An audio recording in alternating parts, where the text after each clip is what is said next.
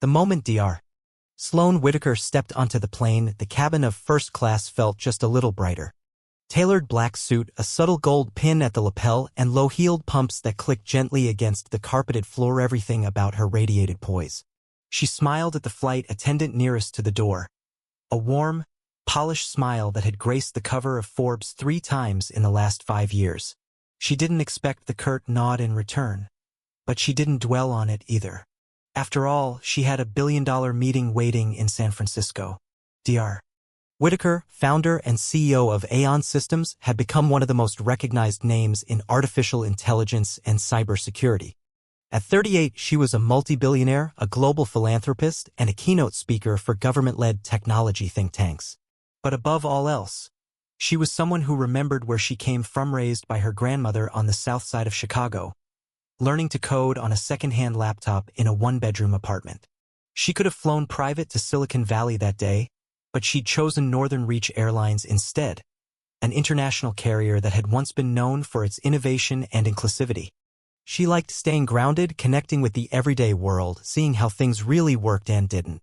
The plan was simple: fly into San Francisco with her executive assistant, Theo, and 2 junior executives, attend a landmark $12 billion cybersecurity meeting involving government contracts, and return to New York with one of the biggest wins in the industry under her belt. But that wasn't what happened. From the moment Sloane sat in seat 1A, something felt off. The flight attendant, a woman named Darlene, blonde, mid-50s, with a rigid expression and even stiffer posture, lingered too long when she passed by, her eyes darting to Sloane's face, then back again. It wasn't the glance itself that unsettled Sloane. It was the familiar energy behind it. The kind she'd encountered too often from people who saw her skin before her title. Still, Sloane tried to brush it off. That day, maybe. Fatigue, maybe. She had more important things to focus on. But then Darlene whispered something to another flight attendant. Then came the missed welcome drink. Then the correction of the already organized overhead bin above her seat. And finally, the quiet but condescending remark, "Make sure you keep your things tidy, please." Theo caught her eye from across the aisle and raised an eyebrow. Sloane offered a tight smile in return. She knew what he was thinking because she was thinking it too. It wasn't just rudeness. It was something more deliberate. The incidents piled up. A meal served half missing. A salad delivered with a dramatic eye roll. A request to move her small designer purse from beneath her seat because it was obstructing the aisle, though it clearly wasn't. Each of these things, on their own, might have been chalked up to inconvenience or oversight. But together, they painted a picture, painfully familiar one. Sloane had endured microaggressions all her life, but this was turning into something else. And it escalated again. She got up to use the restroom. When she returned, Darlene was standing in the aisle. "I need to see your boarding pass," Darlene said flatly. Sloane blinked. "Excuse me. Your boarding pass? I need to verify your seat. I've been here since we boarded. You served me here." "That may be, but I still need to verify." Passengers were watching now, murmuring. Cameras discreetly raised. Sloane calmly retrieved her boarding pass and handed it over. Darlene glanced at it, scoffed, and shoved it back. "Next time, have it ready." Sloane didn't move, trying to return to her seat. That's when it happened. Darlene gripped her arm, not hard, but enough to make a point. "We need to speak about your behavior," she hissed. "My behavior? We've received complaints." "From whom?" Theo asked sharply, standing now. "We don't need to justify our safety protocols," Darlene snapped. "And if she continues causing problems, we'll be forced to take action." Sloane felt the pressure in her temples build. Her ears rang. Around her, passengers fidgeted uncomfortably. Then someone stood up. A young woman from row 3C. "I haven't seen her do anything. She's been polite. She's literally just been sitting there." Murmurs of agreement rippled. But Darlene ignored them.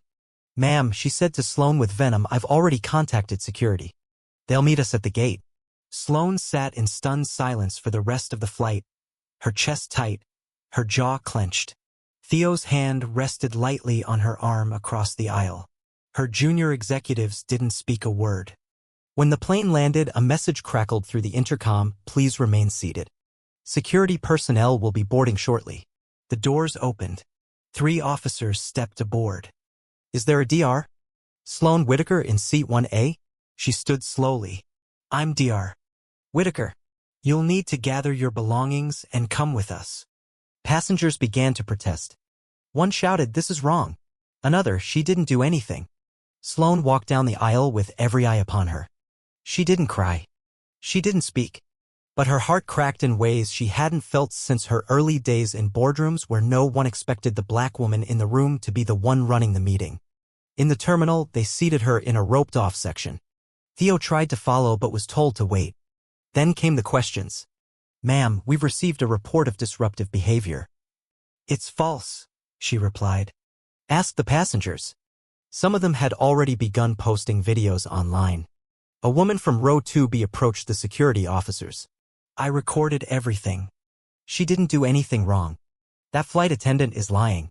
The officer paused. We'll review the footage. But minutes later, a supervisor returned. Northern Reach Airlines has elected to ban you from further travel until this matter is resolved. Theo's eyes burned with fury. She's the CEO of one of the largest tech firms in the country. And you're banning her on a flight she was harassed on. But Sloane raised a hand. No, she said. Let them. Let them make this mistake. They took a private charter to San Francisco. Sloane insisted on attending the meeting. She walked into the skyscraper conference room like she owned it because, in a way, she did. The deal closed. $12 billion in government-backed cybersecurity contracts. But that wasn't the victory she wanted most. Sloane met with her legal counsel the next morning. Her attorney, Elise Carter, was legendary in discrimination cases. We're not just suing, Sloane said. We're going to the root. Northern Reach relies on investment firms I influence. We'll squeeze the lifeblood out of them until they change. And that's exactly what she did. Behind the scenes, funding was frozen. Bradbury Equity pulled $1.7 billion in refinancing. Another investment bank halted a major line of credit. Northern Reach stock plummeted. In the press, headlines screamed, Billionaire CEO harassed on flight. Airline loses billions. Within days, Northern Reach's board demanded a meeting with Sloane. She agreed, but on her terms. They met in a neutral hotel conference room in Los Angeles. Leonard Ashcroft, CEO of Northern Reach, tried to smooth things over. We apologize deeply. The flight attendant's behavior was unacceptable. We're taking internal steps. Not good enough, Sloane replied. I don't want apologies. I want systemic reform. She laid out her terms.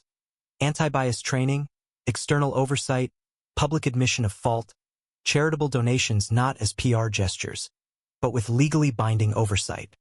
They had no choice. They agreed. Darlene was fired. The airline issued a formal apology and accepted every term. But the damage was done. Over the following months, Northern Reach struggled to rebuild. Bookings dropped. More stories came out. Internal audits revealed further bias in passenger complaints. Meanwhile, Sloane donated every cent of her settlement to a tech literacy nonprofit serving Black and brown youth. She didn't need the money. She needed the world to see this wasn't about wealth. It was about dignity. A few months later, at a community ribbon-cutting in Brooklyn, she opened a new tech center funded by the very ordeal that tried to diminish her. As the cameras flashed and local children crowded around her, Sloane looked out over the smiling faces and thought, this is why I fought. She hadn't just walked off a plane. She'd made the world look up and listen.